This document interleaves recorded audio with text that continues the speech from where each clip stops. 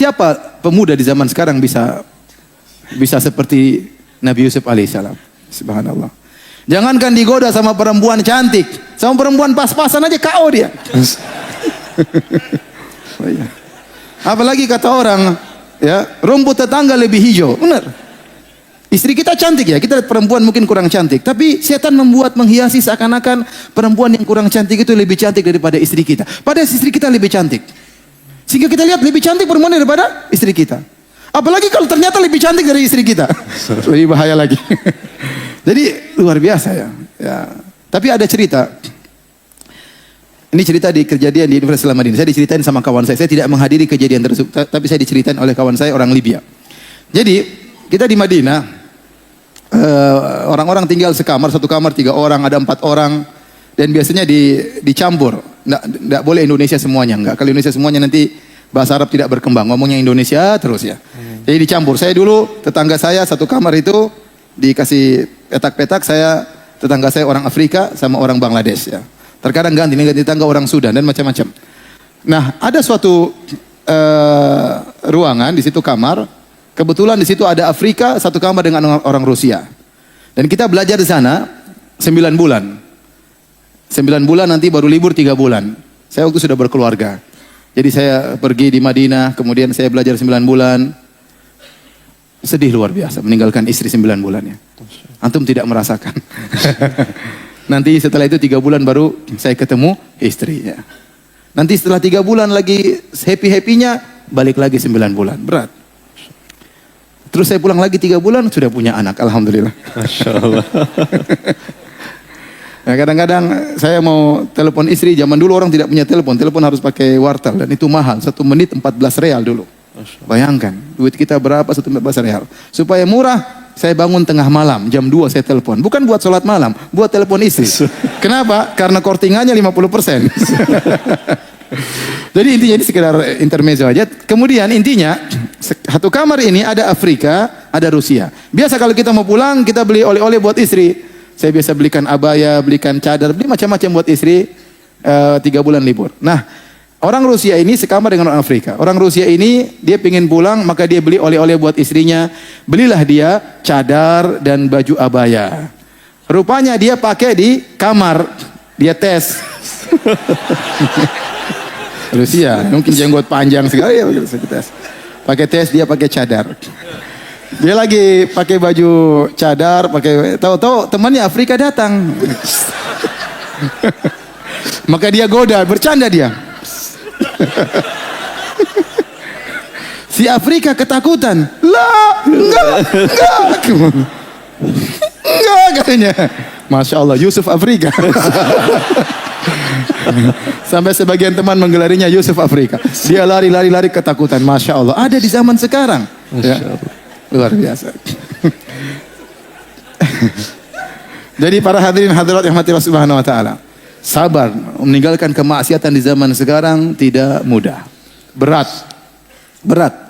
Tapi kita perlu perjuangan agar kita bisa menghindarkan diri daripada kemaksiatan tersebut. Ada beberapa hal disebut oleh para ulama. Bagaimana agar kita bisa menghindarkan diri daripada maksiat. Ini berat, tapi kita harus hadapi. Bersabar dari kemaksiatan bisa ditempuh dengan 3 perkara. Pertama, karena takut kepada Allah. Yang kedua, karena malu kepada Allah. Dan yang ketiga, karena cinta kepada Allah. 3 ini. Pertama, karena takut. Yang kedua, karena malu. Yang ketiga, karena cinta. 3-tiganya bisa membuat kita menghindarkan maksiat. Yang pertama, kita meninggalkan maksiat takut kepada Allah. Jangan-jangan kita sedang bermaksiat tahu-tahu meninggal dunia. Betapa banyak orang meninggal dunia sedang berzina tahu-tahu Allah cabut nyawanya. Ya, betapa banyak orang sedang minum khamar, Allah cabut nyawanya. Ya. Betapa banyak orang sedang melihat film yang enggak benar, tahu-tahu Allah cabut nyawanya. Oleh karenanya kita tidak tahu kapan Allah mencabut nyawa kita. Tahu-tahu diberi serangan jantung, meninggal dalam kondisi bermaksiat, berarti kita meninggal su'ul khatimah, tanda yang buruk. Mungkin terbetik dalam benak kita akan bertobat, ya belum tentu. Apa kita meninggal tatkala sedang bertobat atau tatkala sedang bermaksiat kepada Allah Subhanahu wa taala? Waliyadzubillah.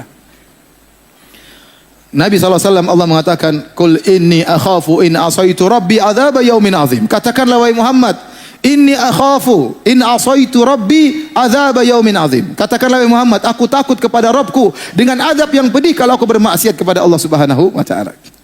Maka seorang renungkan hal ini agar dia meninggal maksiat. Ya. Jangan-jangan Allah kasih azab, ya. Jangan-jangan Allah kasih azab kepada dia. Allah cabut nyawanya tatkala dia sedang bermaksiat kepada Allah Subhanahu wa taala. Ini bisa membuat kita berhenti daripada kemaksiatan. Yang kedua, di antara hal yang bisa membantu kita untuk meninggalkan maksiat, malu kepada Allah Subhanahu wa taala. Allah telah berikan kita banyak kenikmatan. Tapi kita gunakan nikmat tersebut untuk membangkang perintah Allah Subhanahu wa taala. Makanya Nabi Yusuf alaihissalam waktu dia digoda oleh Zulaikha, dia berkata, ya, "Innahu rabbi ahsana mathwaya." Bagaimana saya mau menuruti engkau wahai Zulaikha? Rabbi ahsana mathwaya. Kata sebagian tafsir mengatakan, Nabi Yusuf berkata, suamimu, tuanku, baik sama saya.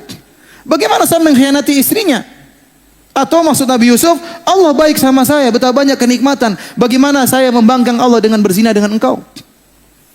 Bukankah Allah berikan kita banyak kenikmatan? Alam naj'al lahu ainain. Bukankah kami telah menjadikan dia dua mata? Kita gunakan bermaksiat kepada Allah Subhanahu wa taala. Wa lisana wa syafatain. Kami berikan dia lisan, bibir. Kemudian dia gunakan untuk berghibah, namimah dan yang lainnya. Ini nikmat yang Allah berikan. Ya. Malu kita, ya. Allah sudah beri kita kesehatan, kita diberikan istri, diberikan anak, yang wanita diberikan suami, diberikan banyak kenikmatan, terus kita gunakan bermaksiat kepada Allah. Oleh karenanya di antara kita meninggalkan maksiat, kita malu kepada Allah Subhanahu wa taala. Makanya kalau kita ingin agar nikmat kita terjaga, hendaknya kita meninggalkan maksiat. Kata seorang penyair, "Idza kunta fi ni'matin far'aha, fa inna dzunuba ya tudhibun ni'am." Ya, jika engkau dalam kenikmatan maka jagalah. Sungguhnya dosa-dosa itu bisa menghilangkan apa? Kenikmatan. Ya. Istahyu minallahi haqqal haya. Kata Nabi SAW, malulah kepada Allah dengan sebenar-benarnya malu. Latih diri kita malu kepada Allah Subhanahu wa taala. Malu, ya Allah. Bagaimana kita maksiat, Allah kasih kita kenikmatan, kasih kita pandangan, kita kesehatan, terus kita membangkang, kita gunakan untuk bermaksiat kepada Allah Subhanahu wa taala. Ini yang kedua. Yang ketiga, di antara cara untuk meninggalkan maksiat, di antaranya kita meninggalkan maksiat karena cinta kepada Allah Subhanahu wa taala. Bagaimana bisa? Kita tahu kalau kita sudah mencintai seseorang, orang ini nyuruh apa saja kita akan kerjakan. Contoh, kita cinta sama istri kita suruh apa saja kita kerjakan. Ya, selama mungkin kita lakukan, meskipun harus pergi ke Gunung Himalaya, pergi sendiri. Ikuti, kita akan ikut. Meskipun harus ke awan, kita ke awan kalau bisa. Ternyata nggak bisa kan. Intinya, istri suruh apa saja kalau kita cinta, kita mau. Ya. Istri ngelarang ini, meskipun kita suka, daripada istri saya marah, enggak lah. Saya enggak pengen istri saya marah. Kenapa? Karena cinta kepada istri. Nah demikian, kalau kita cinta kepada Allah, Allah tidak suka kita begini, jangan kita kerjakan. Buktinya Anda mencintai Allah, Anda melakukan apapun yang diperintahkan oleh Allah. Kalau Anda ingin bukti bahwasanya ada cinta kepada Allah. Dan kalau Anda ingin, Allah tetap mencintai Anda. Setiap kita bermaksiat, kita menghilangkan kecintaan Allah dari diri kita. Semakin kita bermaksiat, semakin kita jauh dari Allah Subhanahu wa taala. Dan kita tidak ingin jauh dari Allah. Musibah kalau kita jauh dari Allah Subhanahu wa taala. Betapa banyak orang ngaku-ngaku cinta kepada Allah, namun tidak terbukti. Malah sebaliknya, dia bermaksiat kepada Allah Subhanahu wa taala. Itu bukti bahwa dia tidak cinta kepada Allah Subhanahu wa taala. Karena kelaziman dari orang cinta kepada Allah, bahwasanya apa yang diperintahkan oleh Allah dia kerjakan, apa yang dilarang oleh Allah akan dia tinggalkan. Jadi hadirin dan hadirat yang Allah Subhanahu wa taala, ya. Inilah kesabaran kedua yang tidak kalah beratnya adalah meninggalkan maksiat, bersabar karena Allah Subhanahu wa taala. Jadi hati-hati kalau Anda misalnya lagi di malam hari, tiba-tiba ada cewek WhatsApp. Sudah, Anda jangan macam-macam ya. Terima WhatsApp, Anda segera delete. Ya. WhatsApp kedua kali, mulai hati Anda goyang. Ini cewek serius kayaknya. Anda blokir. Jangan Anda nggak blokir. Kalau Anda nggak blokir bahaya. Akhirnya Anda simpan gambarnya, simpan fotonya. Suatu saat nanti kalau Anda lagi marah sama istri, Anda murojaah itu gambar. Foto. Oke juga ini. Hati-hati. Jangan. Ya. Fitnah wanita luar biasa. Saya katakan kepada laki-laki, fitnah wanita itu luar biasa. Anda harus sabar tundukkan pandangan. Anda harus sabar tidak ketawa ketiwi sama istri orang lain, tidak boleh. Anda harus sabar tidak menerima setiap pembicaraan dengan wanita. Ya. Anda harus jaga diri. Ya. Sekalian Anda terjebak bahaya. Ya, bahaya. Ini fitnah yang paling besar bagi lelaki di zaman sekarang ini dan setiap zaman. Bahwasanya ma taraktu ba'di fitnatan adhara 'ala rijal minan nisa.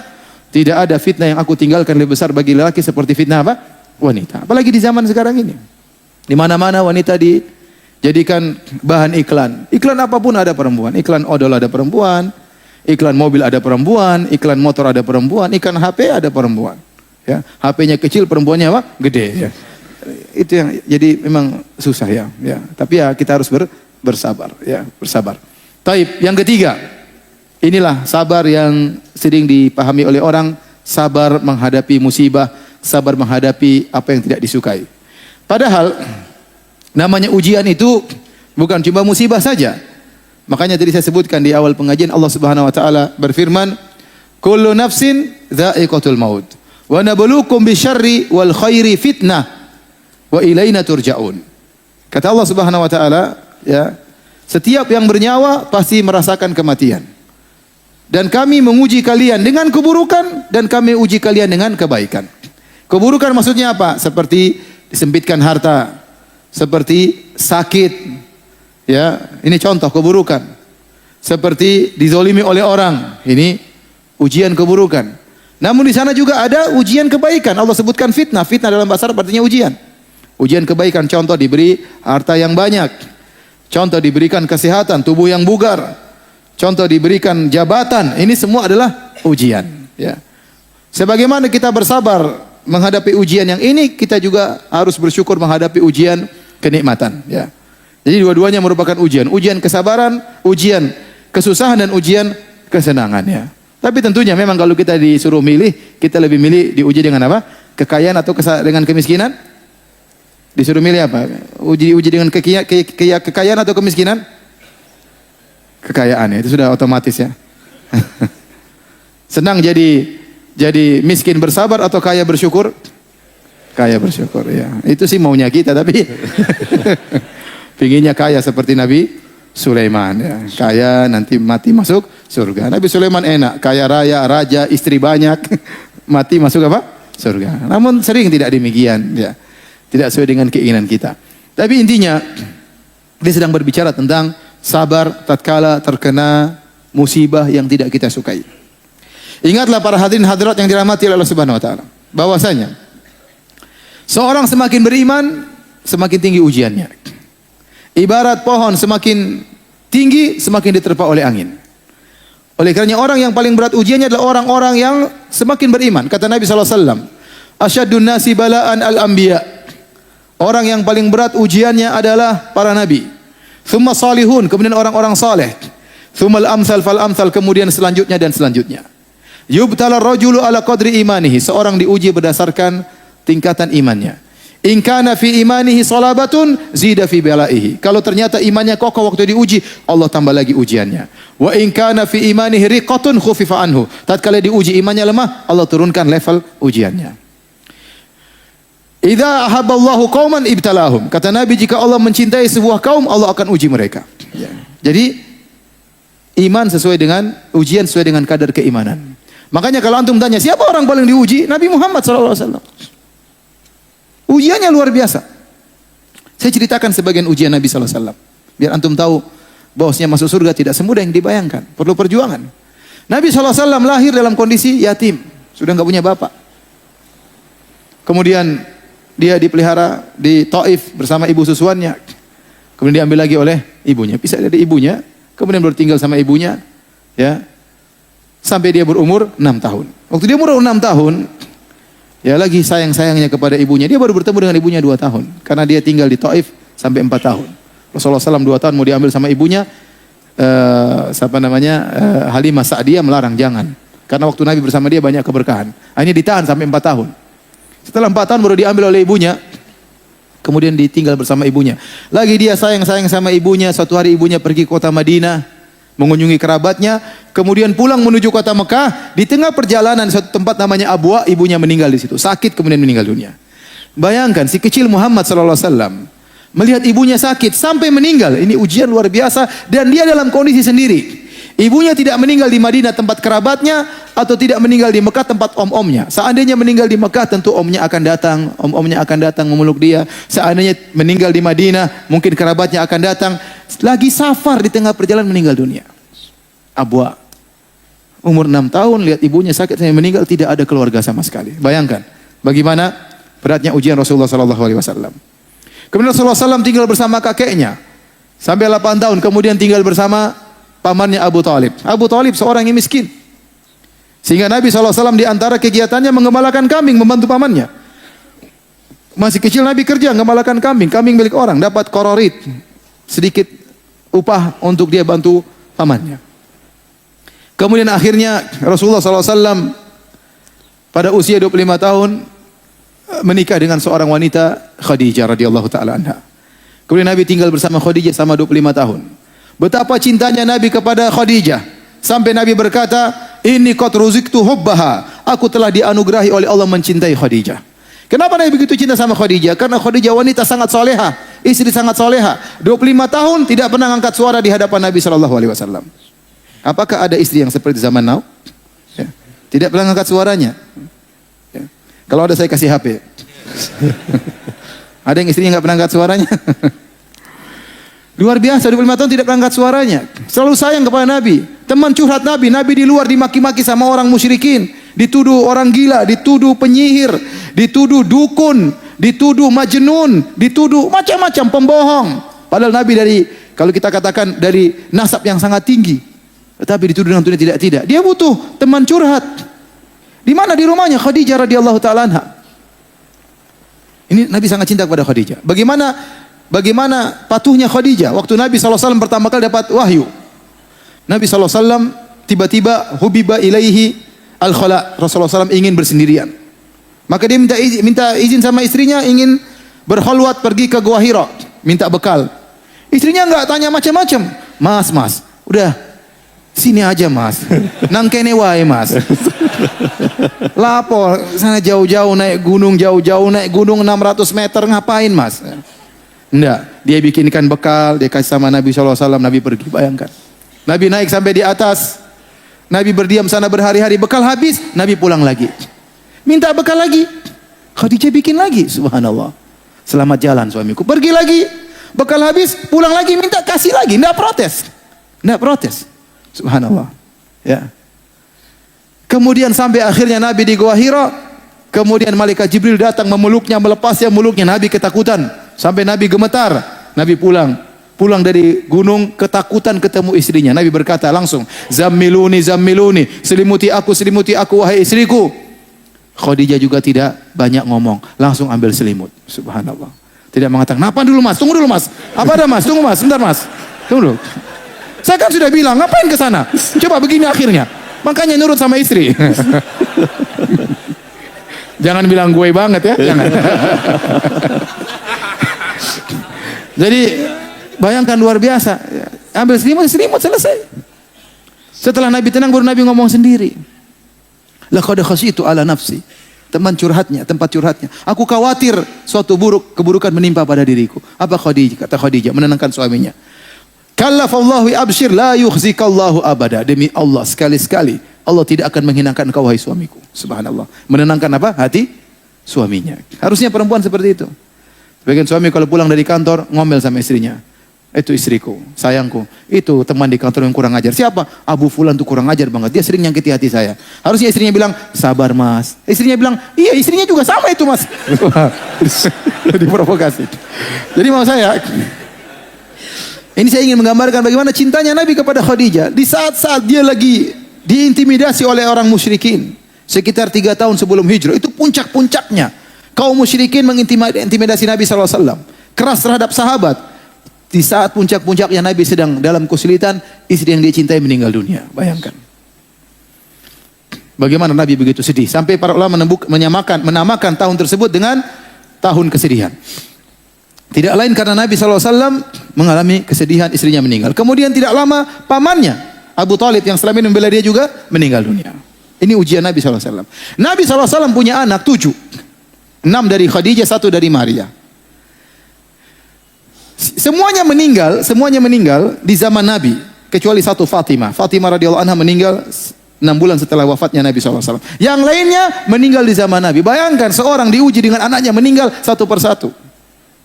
Kita ingin tahu ujian Nabi SAW. Ruqayyah meninggal, Ummu Kulthum meninggal, Zainab meninggal. Sebelumnya Abdullah Qasim anaknya laki-laki meninggal. Dan terakhir siapa? Ibrahim. Ibrahim masih kecil. Ya, Nabi sangat sayang karena Nabi sudah tidak punya anak laki-laki, tahu-tahu lahir Ibrahim. Nabi sangat sayang kepada Ibrahim. Meninggal waktu masih belum umur 2 tahun. Di pangkuan Nabi SAW. Dia sakit, menggeliat kesakitan, wafat di hadapan Nabi SAW. Bayangkan, di pangkuan Nabi. Sampai Nabi SAW menangis. Nabi berkata, innal qalba la yahzan. Sungguh hati ini sangat bersedih. Wa innal aina la tadma. Dan sungguh mata ini mengeluarkan air mata. Wala naqulu illa bima yurdi rabbana. Namun kami tidak mengucapkan kata-kata kecuali yang mendatangkan keridhaan Rabb kami. Wa inna bi firaqika ya Ibrahim la mahzunun. Sungguh kami dengan kepergianmu wahai putraku Ibrahim sangat bersedih. Ini ujian Nabi SAW. Belum ujian yang lain. Nabi SAW tadi dituduh dengan orang gila, dukun, apalah. Saya aja nggak pernah diuji seperti itu. Paling dikatakan ya mungkin gila kadang-kadang ya. Dikatakan pendusta kadang-kadang. Tapi belum ada yang bilang saya penyihir. Belum ada yang bilang saya dukun ya. Mudah-mudahan nggak ada ya. Tapi Nabi dibilang dukun, penyihir, majnun, tersihir. Bayangkan, bilang penyihir dibilang tersihir juga. Dibilang pendusta, dibilang sobi, berbagai macam tuduhan kepada Nabi SAW. Belum Nabi SAW kalau sakit, sakitnya panas 2 kali lipat. Makanya waktu Nabi SAW sakit akan meninggal dunia, sebagian sahabat menyinggung Nabi SAW. Ternyata selimut sudah diletakkan di atas Nabi, badan Nabi, panasnya tembus sampai ke selimut. Pas sahabat pegang selimut panas sekali. Innaka latu aku akan syadidan. Ya Rasulullah, sungguhnya engkau ditimpa dengan panas yang berat. Kata Nabi, benar, kami para anbiya dikasih sakit 2 kali lipat daripada kalian. Kenapa bisa demikian? Karena pahala kami 2 kali lipat. Nabi kalau sakit panasnya luar biasa. Nabi pada tahun 7 Hijriah diracun sama seorang wanita Yahudiyah. Intinya ujian Nabi sangat banyak. Ya, berdakwah dilempar sampai di Taif. Bayangkan waktu Nabi berdakwah di Taif.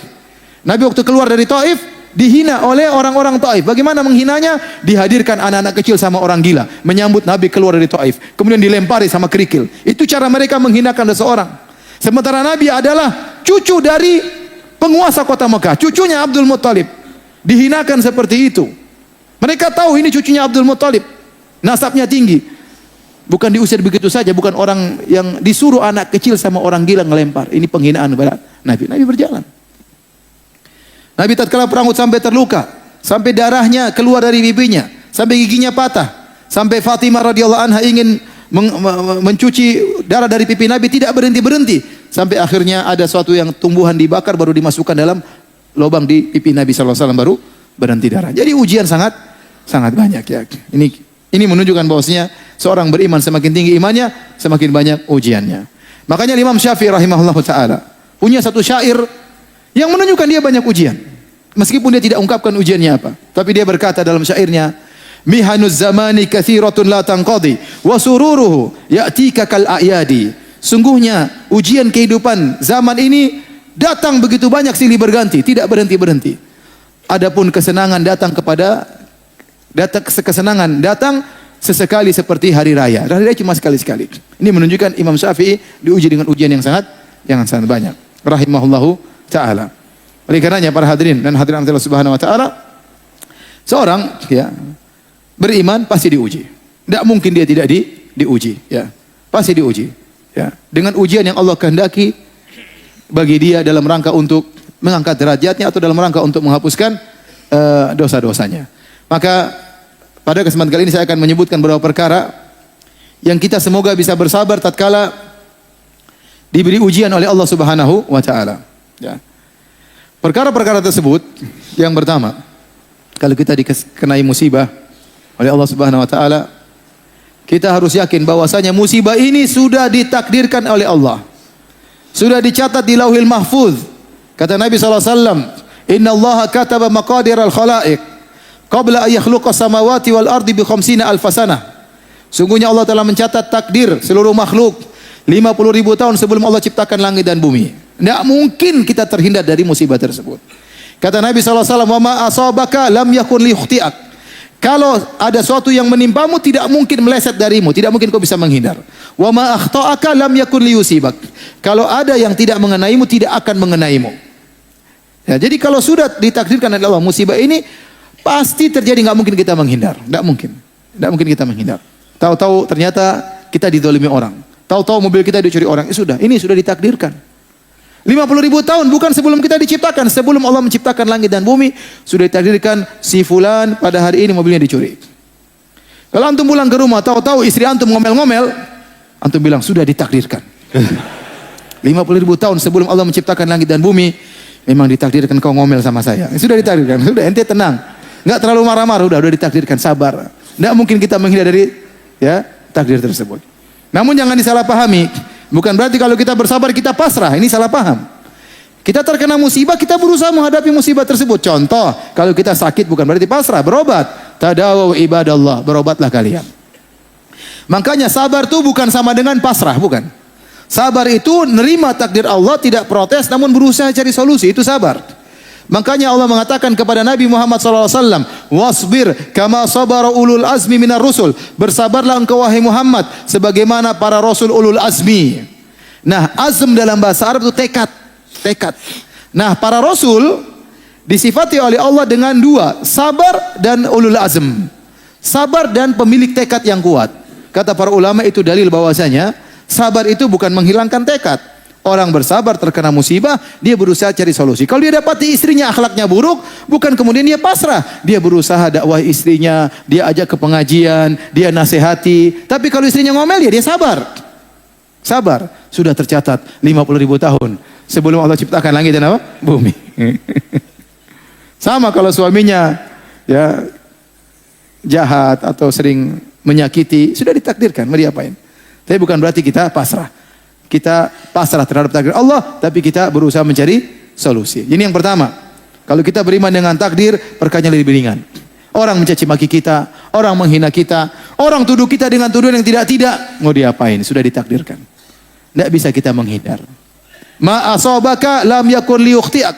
Apa yang menimpamu tidak bisa kau hindari, kata Nabi sallallahu alaihi wasallam. Baik, ini yang pertama. Mudahkan kita untuk bersabar. Yang kedua para hadirin, agar kita mudah bersabar.